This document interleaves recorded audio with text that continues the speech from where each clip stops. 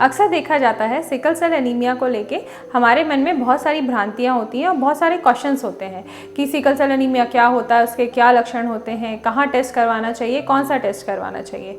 तो आज इस रील में हम सिकल सेल एनीमिया के लक्षण और उनके टेस्ट के विषय में बात करेंगे। सिकल सेल एनीमिया दो प्रकार का होता है, एक सिकल सेल ट्रेट और दूसरा सिकल सेल डिसीज। अब इसके क्या लक्षण होते हैं? सिकल सेल एनीमिया के कुछ कॉमन लक्षण होते हैं, जैसे कि थकान होना, शरीर में पीलापन होना, शरीर में खून की कमी होना, जोड़ों में दर्द होना। ये सब अगर कॉमन से सिम्टम्स हमें हैं तो हमें सिकल सेल एनीमिया की जांच करवानी चाहिए।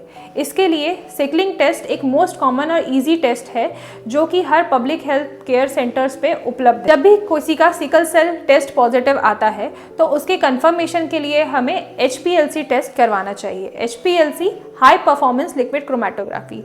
इस टेस्ट में हमें ये पता चलता है कि मरीज को सिकल सेल डिसीज है या सिकल सेल ट्रेट है, मतलब कि मरीज सिकल सेल कैरियर है या सिकल सेल रोगी है। सिकल सेल जो वाहक होता है, जो सिकल सेल कैरियर होता है, उसमें ये सारे लक्षण कम देखने को मिलते हैं। वहीं अगर सिकल सेल रोगी होता है तो सबसे कॉमन उसमें खून की कमी और शरीर में पीलापन होना, ये सबसे ज़्यादा देखने को मिलता है।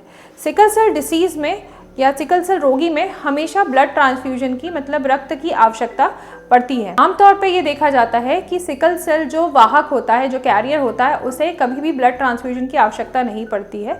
वहीं सिकल सेल रोगी को रिपीटेड ब्लड ट्रांसफ्यूजन्स की आवश्यकता पड़ती है। इसलिए जब भी आपको अगर इस टाइप के कोई लक्षण अपने शरीर में मिले तो घबराइए नहीं, अपने डॉक्टर को दिखाइए और सिकल सेल की जाँच कराइए। और ये जाँच निःशुल्क है, सरकार की तरफ से ये निःशुल्क जाँच हर जगह पे उपलब्ध है।